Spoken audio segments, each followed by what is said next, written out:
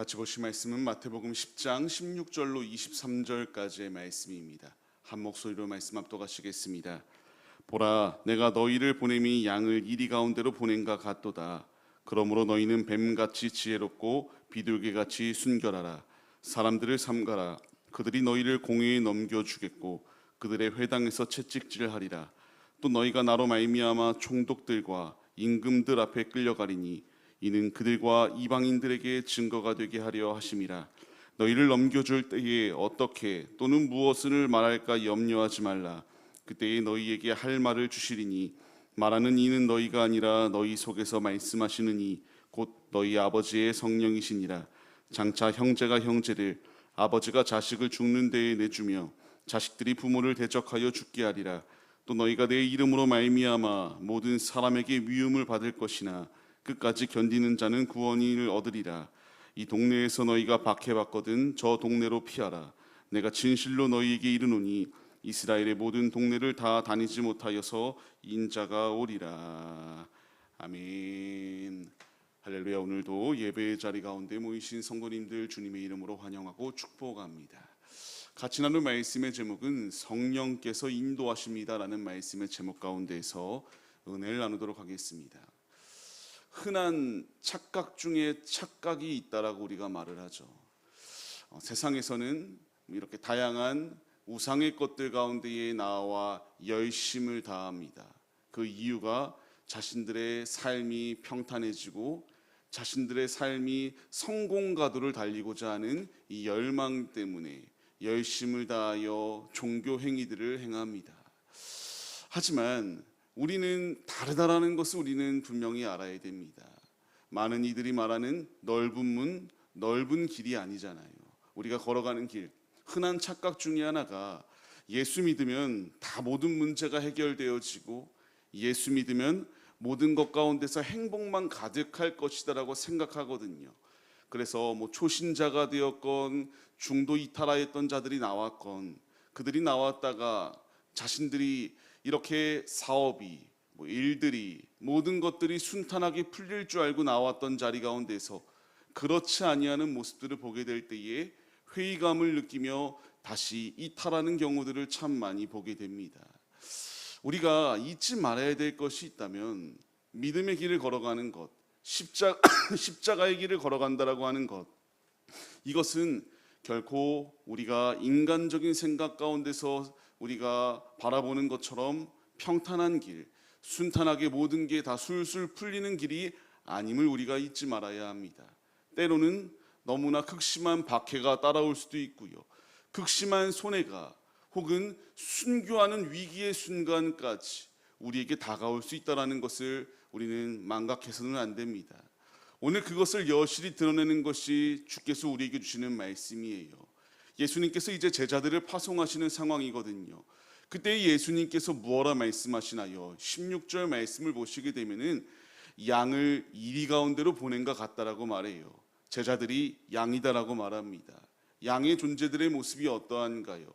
자기 스스로를 지킬 수 있는 힘이 없는 존재들입니다. 그렇다면은 지금 예수님께서 왜 굳이 많고 많은 동물들 가운데서 양이라 표현하고 세상을 이와 같이 일이라고 표현하는 것일까요?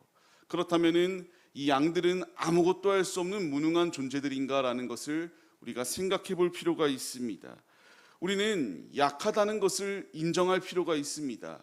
약하다고 해서 실패하는 게 아니기 때문입니다. 그렇다면 무엇을 말씀하시고자 하는 것일까요? 우리 양은 목자 되시는 우리 예수님의 말씀대로 다스림 가운데에, 통치하심 가운데에 그대로 순종하여 따르는 존재들이 우리들의 모습이에요. 어찌 보면은 이리 때와 같이 물고 뜯고 달려드는 이 악한 세대 가운데서 우리 스스로는 우리를 지킬 수 있는 힘이 없습니다.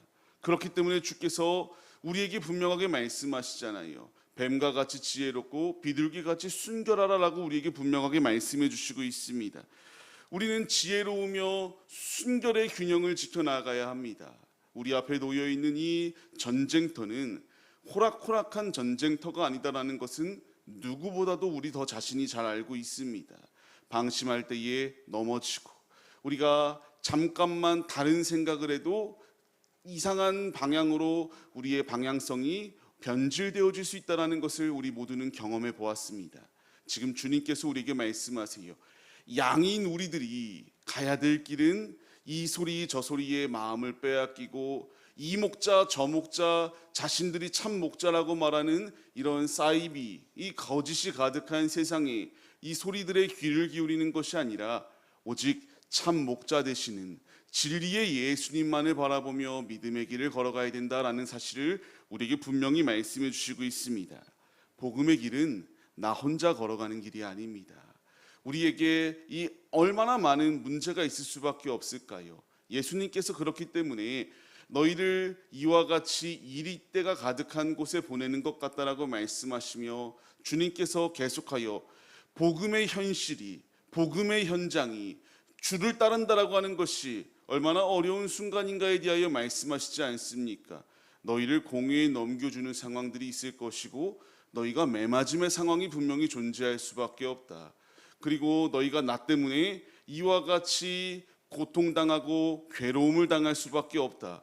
그러나 이런 상황 가운데서도 이방인들에게 증거가 되게 하실 것이다라는 것을, 아무리 이 말씀과 같이 지금 사도행전의 시대 가운데 이 말씀들이 그대로 성취되어지거든요. 핍박당하고 재판 앞에 세워지고 결국 순교하는 자리 가운데 나아가는 많은 제자들이 있었습니다. 지금 주님께서 말씀하시고자 하는 것이 무엇일까요? 그럼에도 불구하고 이방인들에게 증거가 되게 할 것이다라고 말씀하시는 것처럼 복음을 옥죄고 복음을 가두려고 하면 할수록 복음의 확장성은 더욱더 확장되게 퍼져나가기 시작하였고요. 지금 우리에게까지 복음이 전파되어졌습니다. 우리가 예수를 따를 때에 예수 그리스도의 복음을 들고 양인 우리들이 세상을 향하여 파송되어져 삶을 살아갈 때에 이 제자들이 당하였던 고난, 그때에만 있는 게 아니라 지금 우리에게도 동일하게 주어질 수밖에 없는 현 시대의 실상입니다. 이런 실상 가운데서도 우리가 억울할 수 있습니다. 고통스러울 수 있어요. 왜 이런 시련이 나에게 닥쳐와서, 왜 내가 주님을 위하여 충성한다라고 말하는데 이렇게까지 아프고 억울해야 되는가라고 생각이 들 수 있지만, 그럼에도 불구하고 우리가 그 길을 걸어가야 될 이유는요, 이 아픔과 고통과 핍박을 통해서도 하나님은 여전히 일하시고 계시기 때문입니다. 아무리 맡고 있는 이 강력한 공중의 권세 잡은 마귀의 권세가 들끓듯이 이리때와 같이 공격해 온다 할지라도 예수 믿는 복음은 계속하여 확장되어져 나갔습니다. 그리고 이제 그 사명을 우리가 이어받았고요. 이것을 또 오고 오는 세대 가운데에 계속하여 전승해 나아가야 될, 복음을 전파해야 될 사명이 우리에게 주어졌다라고 분명하게 말씀해 주십니다. 제자의 길, 십자가의 길, 우리가 걸어가는 길은 좁습니다. 너무나 이 모든 것 가운데서 내 마음대로 소돔과 고모라 때와 같이 흥청망청 살고 싶은 그 쾌락의 모습들이 분명히 존재하는 시대, 이 시대는 아니겠습니까? 마찬가지의 시대입니다. 향락이, 쾌락이 끊임없이 우리의 육신을 지배하라고 공격해오는 이 이리와 같은 공격 가운데서 우리의 영혼을 지킬 수 있는 길은 예수 의지하는 것이요, 이 모든 핍박을 당할 것이다라고 분명히 말씀하시잖아요. 나로 인하여 받는다라고 말씀하시는 것처럼 이것은 우연하거나 억지로 당하는 이런 불운하는 것이 아니라 하나님을 따르는 제자들에게 주어지는 필연적인 상황이다라는 사실을 우리가 잊지 말아야 합니다. 그렇게 우리는 무엇을 의지해야 되겠습니까? 바로 성령님입니다. 우리가 제자의 길을 걸어간다라고 할 때에 주께서 분명히 말씀하시잖아요. 어떻게 말할지, 어떻게 행동해야 될지 염려하지 말라 말씀하십니다. 할 말을 주시겠다라고 말씀하세요. 우리 속에서 역사하시는, 내주하시는 성령 하나님께서 일하시겠다라고 말씀하십니다. 거듭 말씀드리는 것처럼 이리때가 득실거립니다. 잡아먹으려고 해요. 우리를 분별치 못하도록 자꾸만 혼란하게 우리를 공격해 옵니다. 이때에 우리에게 말할 수 있도록 인도하시느니, 바르게 분별할 수 있도록 인도하시느니, 그것이 바로 우리 성령 하나님이시다라는 사실을 분명하게 말씀해 주시고 있습니다. 성령께서 도우신다, 성령께서 지혜를 주시고 계신다, 우리는 이 분명한 말씀을 마음에 새기고 죄악의 자리 가운데에 타협이 아니라 끝까지 주님을 붙들 수 있는 믿음의 모습이 우리에게 필요하다라는 사실을 마음에 새겨야 됩니다. 그렇게 주님이 말씀하시잖아요. 끝까지 견디는 자에게는 구원이 있다라는 사실을 분명히 말씀하십니다. 마지막 때에 사랑이 식어지고 있죠. 마지막 때에 고발이 넘쳐나는 시대를 살아가고 있습니다. 마지막 때에 전쟁과 기근이 끊임없이 지금 전 세계 가운데에서 얼마나 많은 주님이 오시겠다라고 하는 징조들이 발현되고 있습니까? 그때에 주님께서 우리에게 분명히 말씀하세요. 억울할 수 있다. 힘들 수 있다. 고통스러울 수 있다. 그럼에도 끝까지 견디며 주님 품을 떠나지 아니하는 자에게 구원이 있다라는 사실을 우리에게 분명히 말씀해 주시고 있습니다. 오늘 우리가 이 말씀을 마음에 새기며 우리를 인도하시는 성령님께 우리의 삶을 맡겨드려야 됩니다.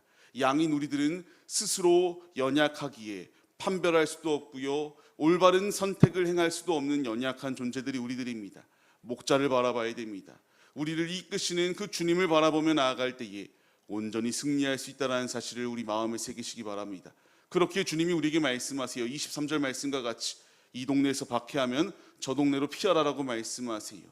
주께서 이 말씀을 주시는 이유가 무엇일까요? 어려울 때에 도망쳐라. 힘들 때에 그냥 도망치면 된다. 이것을 말씀해 주시기 위함이었을까요? 아니라는 사실을 우리가 마음에 새겨야 됩니다. 박해하는 자 박해하거든 저 동네로 피하라고 하신 것은 제자들이 가는 길은 고난이 닥칠 수밖에 없는 길이다라는 것을 분명히 말씀해 주시는 거거든요. 피할 수 있는 길은 피하라고 말씀하세요. 왜 그렇습니까? 복음은 계속해서 확장되어져야 되기 때문입니다. 그렇다면 순교가 잘못된 것이냐? 결코 아닙니다. 분명히 우리의 신앙의 생활 가운데서 피할 수 없는 고난이 닥쳐올 수밖에 없어요. 그때에는 내가 주님을 부정하는 것이 아니라 주님을 위하여 아낌없이 우리의 생명을 내어드릴 수 있는 거룩함의 자리로 나오라라고 말씀하세요. 우리에게 계속하여 이 말씀을 주심의 이유가 무엇인지를 마음에 새겨야 됩니다. 주님이 나에게 원하시는 것, 주님이 나에게 뜻하시는 바는 계속하여 이 온 유대와 사마리아와 땅끝까지 주의 복음이 전파되어지는 그 순간까지 주님의 도구들로서, 주의 제자들로서 주의 사명을 확장시켜 나가는, 복음을 확장시켜 나가는 사명이 우리에게 주어졌다라는 사실을 말씀해 주시기 위하여 이 말씀들을 더하여 주셨습니다. 제자는 무모하게 죽음을 찾아가는 자들이 아니라 예수의 복음을 확장시켜 나가는 주님의 제자들임을 우리가 잊지 말고, 때로는 피할 수 있는 길에 피하여 그 복음이 필요한 자리 가운데서 복음을 전하시고, 또한 우리의 맞닥뜨린 피할 수 없는 상황 가운데서는 담대히 예수를 의지하여 주님의 사명을 온전히 완수해 나아가는 거룩한 주님의 제자들의 모습이 우리들의 모습이 되시기를 주님의 이름으로 간절히 축원합니다. 성령을 의지할 때에, 성령님과 동행할 때에 우리 앞에 아무리 강력한 공격이 다가온다 할지라도 능히 승리할 수 있습니다. 이 분명한 진리를 우리가 의지하시며 스승 되시는 예수님이 핍박당했듯 제자들인 우리들도 핍박당하는 것은 지극히 당연하다. 나로 인하여 핍박당하는 너희에게 복이 있다라고 말씀하시는 주님, 그 음성을 마음에 새기시며 오늘도 주가 우리와 함께 하심을 마음에 새기시며 담대히 예수로 십자가의 길을 온전히 승리하며 나아가는 거룩한 군사들이 우리들의 모습이 되시기를 주님의 이름으로 간절히 축원합니다.